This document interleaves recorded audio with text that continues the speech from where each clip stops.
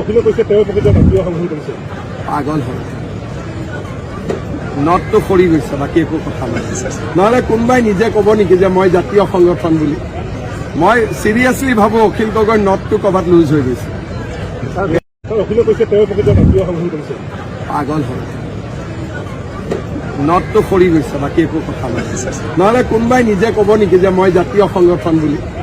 মই চিৰিয়াছলি ভাবোঁ অখিল গগৈৰ নটটো ক'ৰবাত লুজ হৈ গৈছে। অখিলে কৈছে তেওঁৰ প্ৰকৃত জাতীয় সংহতি কৰিছে। পাগল হ'ল, নটটো সৰি গৈছে, বাকী একো কথা নাই। নহ'লে কোনোবাই নিজে ক'ব নেকি যে মই জাতীয় সংগঠন বুলি?